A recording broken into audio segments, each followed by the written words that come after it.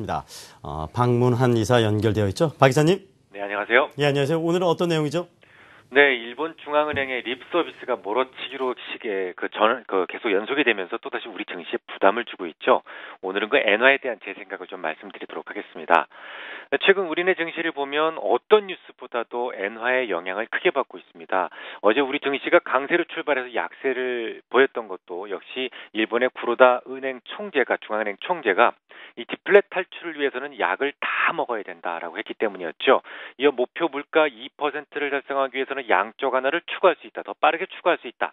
뭐 이런 발언을 하고 나서 엔화가 약세를 보였고 그 때문에 우리 증시가 다시 약세로 전환이 됐던 것이죠. 오늘 새벽에도 유럽 시장은 많이 올랐습니다. 오늘 밤에 ECB 회의가 있죠. ECB 회의에 대한 기대치로 인해서 크게 올랐습니다만 우리 증시는 그다지 시장에 동조하지 않고 오로지 엔화만 바라보고 있습니다.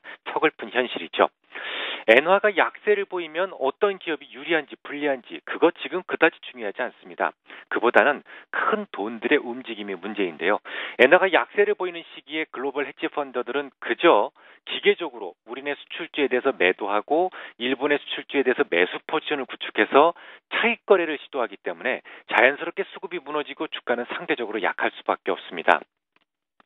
특히 마디 지수에 속하는 원엔 환율 950원 주변에서는 엔화와 일본 은행 관계자들의 그 발언에 시장이 더욱 민감하게 움직일 수밖에 없는 것이죠. 하긴 일본의 입장에서 지금 달리 방법은 없습니다. 퍼부은 돈들을 세금으로 일정 부분 환수하지 않으면 국가 재정에 균열이 생깁니다. 곳간이 비어버리죠. 이 재정이 무너지게 되면 곧장 신용 등급을 강등당하게 됩니다. 그래서 어쩔 수 없이 신용 등급 하향 조정의 위험에 빠지지 않기 위해서 올 4월에 이미 소비세 인상을 한번 했고요. 내년 10월 달에 그나마 좀 가장 부담이 덜 된다라고 하는 소비세를 한 번 더 인상을 해야 되는 것이죠. 뭐 다른 것들보다는 소비세가 좀 그래도 시장에 부담을 덜 준다고 합니다. 그렇지만 지난 4월 초 소비세 인상, 최초의 소비세 인상 이후에 소비 지출이 5개월 연속 감소하고 있습니다. 실물 경기는 명백하게 위축되는 모습을 보이고 있었죠. 이제 몸이 달았습니다. 몸이 달 수밖에 없는 일본 정부는 인플레 기대치를 한껏 끌어올리고 물가가 오르기 전에 그리고 내년 소비세가 더 오르기 전에 소비를 촉진하고픈 겁니다. 돈 더 풀고 있습니다. 이제 지금 곧 물가가 오를 겁니다. 내년에는 소비세도 또 오르게 됩니다. 그러니까 지금 사세요. 뭐 이런 식이죠. 다 좋습니다. 하지만 우리 문제는 뭐냐면 그로 인한 피해는 이래저래 고스란히 우리나라가 본다라는 것이죠. 우리가 흔히 통화전쟁이라는 말을 많이 들어보고 있는데요. 최근 들어서 참 많이 나오고 있죠. 오죽하면 전쟁이라는 말을 썼겠습니까? 통화전쟁은 그야말로 인근 국가의 성장을 통화정책으로 빼앗는 행위입니다. 침탈 행위죠.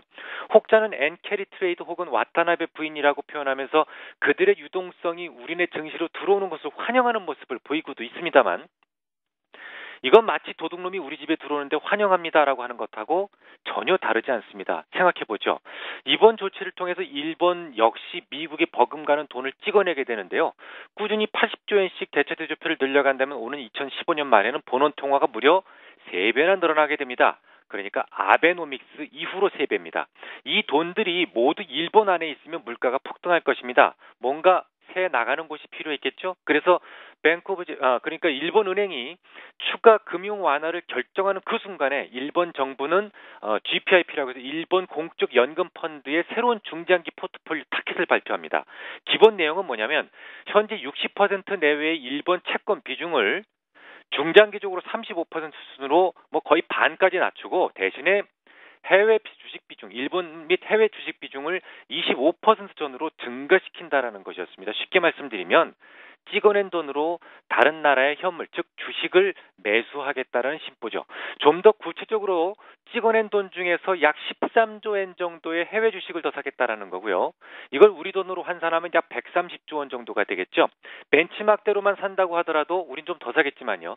벤치마크대로만 산다고 하더라도 최소 3조 원 규모의 한국 주식을 매수하게 될 겁니다. 수개월 안으로요. 그저 찍어낸 돈 가지고 말이죠. 그들은 단지 흰종이에 흰종이에 잉크로 그림을 멋지게 그려놓고 그것을 엔화다라고 이야기하면서 우리가 뼈가 부스러지게 일을 해서 만든 기업들을 매수하겠다라는 겁니다. 아무것도 안 하고 단지 찍어낸 돈 가지고 꼬박꼬박 반도체, 자동차, 휴대폰 팔아서 어렵게 번 돈 배당으로 가지고 나가겠죠. 이게 금융식민지하고 뭐가 다릅니까?